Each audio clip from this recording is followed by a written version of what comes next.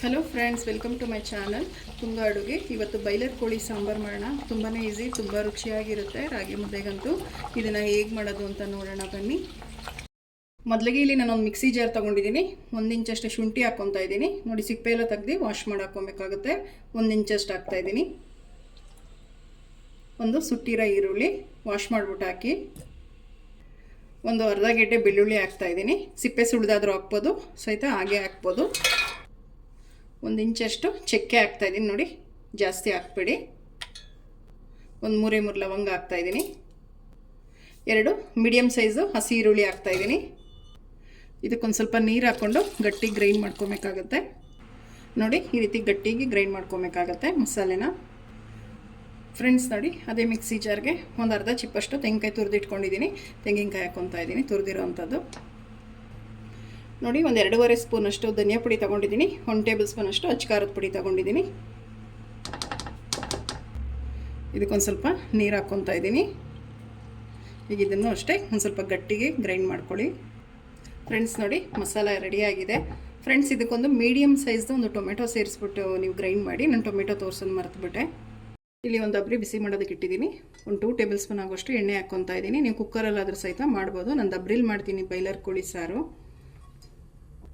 ಎಣ್ಣೆ ಬಿಸಿಯಾಗಿದೆ. ನಾವು first grind ಮಾಡ್ಕೊಂಡ್ವಲ್ಲ ಚಕ್ಕೆ, ಲವಂಗ, ಬೆಳ್ಳುಳ್ಳಿ, ಅದನ್ನು ಹಾಕ್ಕೊತಾ ಇದ್ದೀವಿ. ಮಸಾಲೆ ನಿಧಾನಕ್ಕೆ ಹಾಕ್ಕೊಳ್ಳಿ, ಎಣ್ಣೆ ಸಿಡಿಯುತ್ತೆ. ಮಿಕ್ಸ್ ಮಾಡಿ.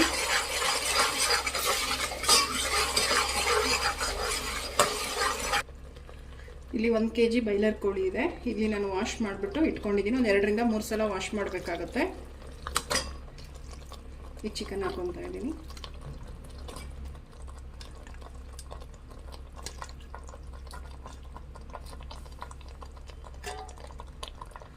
ಇದನ್ನು ಮಿಕ್ಸ್ ಮಾಡಿ ಒಂದು 5 ನಿಮಿಷನಾದರೂ ಈ ಮಸಾಲೆ ಜೊತೆ ಚಿಕನ್ನ ಫ್ರೈ ಮಾಡಬೇಕು. ಫ್ರೆಂಡ್ಸ್ ನೋಡಿ, ಚಿಕನ್ ಚೆನ್ನಾಗಿ ಫ್ರೈ ಆಗಿದೆ. ಈಗ ನಾವು ಧನಿಯಾ ಮತ್ತು ಖಾರದ ಪುಡಿ, ತೆಂಗಿನಕಾಯಿ ನಾವೇನು ರುಬ್ಬಿಟ್ಕೊಂಡಿದ್ವಲ್ಲ ಆ ಮಸಾಲೆ ಹಾಕ್ತಾಯಿದ್ದೀನಿ.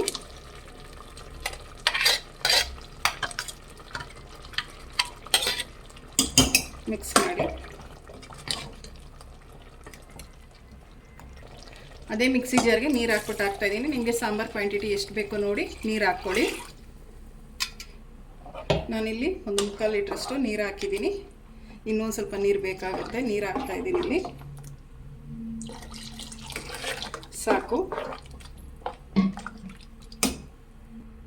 ರುಚಿಗೆ ತಕ್ಕಷ್ಟು ಉಪ್ಪು ಹಾಕ್ತಾಯಿದ್ದೀನಿ. ಉಪ್ಪು ಹಾಕಿದ್ಮೇಲೆ ಮಿಕ್ಸ್ ಮಾಡಿ. ಫ್ರೆಂಡ್ಸ್, ಇದು ಐ ಫ್ಲೇಮಲ್ಲಿ ಒಂದು 15 ನಿಮಿಷ ಬೇಯಿಸಿದ್ರೆ ಸಾಕು. ಬೆಂದ್ಬಿಡುತ್ತೆ. ಇದು ಬೈಲರ್ ಕೋಳಿ ಆಗಿರೋದ್ರಿಂದ ಬೇಗ ಬೇಯುತ್ತೆ. ಈಗ ಒಂದು 15 ನಿಮಿಷ ಇದನ್ನು ಬೇಯಿಸೋಣ. ಹಾಗೆ ನೋಡಿ, ಒಂದು 15 ನಿಮಿಷ ಚೆನ್ನಾಗಿ ಬೇಯಿಸಿದ್ದೀನಿ. ಚಿಕನ್ ತುಂಬ ಚೆನ್ನಾಗಿ ಬೆಂದಿದೆ. ಈಗ ಲಾಸ್ಟಿಗೆ ಒಂದು ಸ್ವಲ್ಪ ಕೊತ್ತಂಬರಿ ಸೊಪ್ಪು ಹಾಕ್ಕೊಳ್ಳೋಣ. ರೆಡಿ ಆಯಿತು ಬೈಲರ್ ಕೋಳಿ ಸಾಂಬಾರು. ಈಗ ರಾಗಿ ಮುದ್ದೆ ಜೊತೆ ಡಿಶ್ ಔಟ್ ಮಾಡೋಣ.